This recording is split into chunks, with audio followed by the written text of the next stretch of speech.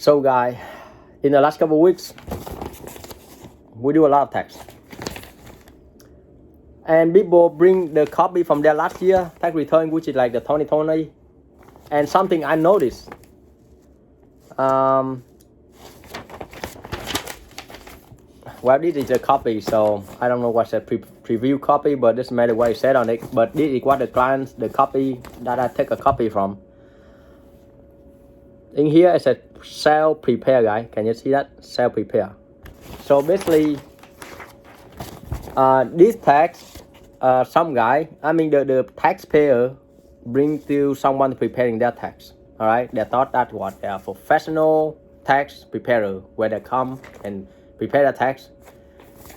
And a lot of people come this one person here. This one person can get them a lot of money. This person who prepared this guy, just like many people there, oh, this guy can get you a lot of money. So everybody just pouring line up, and they got him a bunch of money. Okay, a bunch of money, more than I could get. Okay, so if everybody do something legally, correctly, then it should be about the same, or it should be the same. Okay, but somebody can get you a lot, there is a problem. Okay, there's a problem. But a lot of people don't care. They don't know whether they don't care or they don't know. They don't know what's going on. All they know is this one guy can get them a lot of money. And so what happened? So they bring to this one guy. This one happened to be in Ottawa. Okay, tons of them. I got similar situation for at least a dozen of clients, maybe 20, 30 of them. I mean, it's a lot. And most of them, I see the same problem. Something is like red flag right away, right? I scan it real quick, take a few seconds. I can see first, I scan it, I see this is self-repair. Okay, that means I need to spend a few minutes to look into it. And so I keep flipping and flipping and flipping. Of course, there are more pages. It's not just these 4 pages, guys, but I just scan a few pages that need to be talked about. This one, which is on schedule number 3, schedule 3. So I see that they have residential energy credit, right? So by asking the clients a couple questions, you know, this is legit or not, right? So the clients like, no, I don't have a clue, I don't have anything like that. So how did they get that? That was like what? Let me see how much money was that. So this taxpayer here, all the suddenly get $3,759 more on their tax return, right? So what happened is the preparer, you guys see that? Residential energy credit, right? So this guy just claimed them to have all kind of energy efficient, right? You know, we're going green, right? So what you see is solar electric property, solar water heating, small wind energy. I mean, they have everything, including self-fuel and everything. I mean, they have everything. All right, this guy claim everything. Not a lot, some like couple thousand, 1,500, just a little bit. But he was able to get them $3,700 more, which they're not supposed to get. Okay. And as far as the taxpayer, the clients, they don't know the differences. All they know is here is my W-2, this is my information, please prepare my tax. And that's what I know, okay? And they trust that this guy would do the right thing, but they don't know anything. This guy happened to be a non-professional preparer, because the professional preparer always have to put their name on it. It's required, guys. And another thing, they are required to do electronic file. Required. It's not like you don't have a choice. They don't have a choice, they're required to, okay? Tax preparers are required to not mailing, but do file thing electronically. Okay, but of course there are some cases that we have to do by paper because of certain circumstances that cannot possibly do by electronic. But when we do that, we have to explain to the IRS why we do it by paper, right? So require. Okay, so when you go to a preparer and they do by paper on your regular tax return, we have problem. Okay, you know that there's a problem with this guy. Okay, there's something going on. It's not always something fishy about this. Okay, so that's something you don't know. Okay, if someone says self repair, we have problem. They mail by paper, there's a problem, okay, because it's not legit. And so yeah, so what happened to this guy? Basically, if he was prepared correctly, he probably got like $1,000 back in refund. But because of the energy residential energy credit, they got 3,000 something dollar more. And so what gonna happen to this guy, right? So this guy didn't get into trouble yet, not yet, okay, not yet. But some of the people come to me, they already get into trouble. Okay, with IS already sent them a letter and made them pay the money back, and some of them being audited. Some of them they want them to send in the receipt to prove that they actually spend that kind of money on the energy efficiency related. So that is an issue. So there's no way for them to come up with the evidence or the receipt to deal with that. So they have to take the fine and so much more, right? You know, you have to pay back whatever you got. First penalty, interest, and potentially they prevent you from future credit. You know, this allow you to get other future benefit on certain credits. So that's why it is very much something to be careful about. And yeah, and I also I heard someone said the guy here, which is like in Ottawa, he already got into trouble for doing this. So somebody is already reporting him, and yeah, jail time and so much more. So this guy, I believe I heard that he is not allowed to prepare tax this year, and yeah, so he already in jail, and someone bailed him out already, so he on bail. But that's the situation. I don't know. That's what I heard, but I'm not here to validate anything on that one. But as far as I'm concerned, tax preparer, and this message also to the tax preparer out there. You know, you try to prepare and competing with other tax preparer by doing some crazy stuff in here and get people more money, so they can pay you more. That is not the best thing to do. Not the best thing to do, because it's not a long term gain. Because most of the people who do some crazy stuff, put some bunch of fraudulent number in there, eventually guys, they end up in jail. Okay, end up in jail. I mean, I'm not even kidding, because I have a lot of stories. I mean, I have a lot of clients come to me. I don't want to say too many, but every now and then they're like, I don't know what happened to my preparer, my tax guy. He just disappear. Right? Normally the tax guy don't disappear. Okay. They will tell you, you know, they're not gonna do tax anymore or something, because if they're professional, they will let people know, like, hey, I'm done with this. Maybe they even recommend you to somebody else or whatever it is, right? But a lot of them, right, end up in jail or dead. If they're not dead, they're in jail. Okay, they just normally don't disappear, but people keep disappearing on them, right? So I tell them, like, you know, what can I say? You know, that's what normally happen. So be careful when you run around. And give your information and try out this place and try out that place. And when you hear somebody say, oh, this guy can get you a lot of money, don't do it. Okay, nobody's supposed to get that kind of money. Okay, not that much money. Maybe they know a thing or two or more than other people, but when like, oh, this guy can give you a lot of money, when you don't have anything special, when you have a job and have a kid, you shouldn't get that kind of money, right? And so there are a lot of clients, they're like, oh, that already here, you know, and they will driving 30, 40 an hour away, even 2 hours just to get the money, because they heard someone like, oh, this guy is give you a lot of money. And it's not good. It's not good, guys. So you have to be careful on that. Okay, it's not about the guy who can give you a lot of money. It's about the guy who do your tax properly, and that is more important. Okay.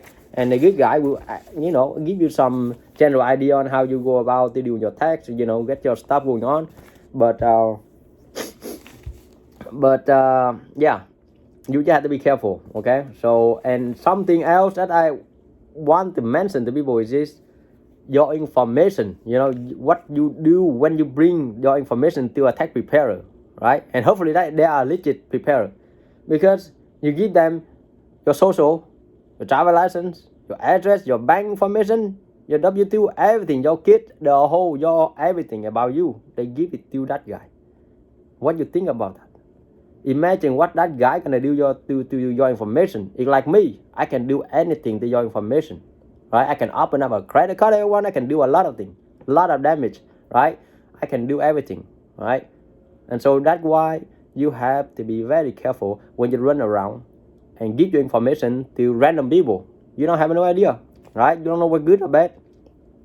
But the more you run around, the more you exposing your information to the world, right? You just come to one place, you have one chance of exposing to the world, but you give your information to 10 different places, you have 10 more times likely put your information at risk, right? 10 times, right? So you just don't want to exposing your information everywhere. It's just not a great idea, yeah, and every place is a little bit different, guys, but most shouldn't be so much different, okay?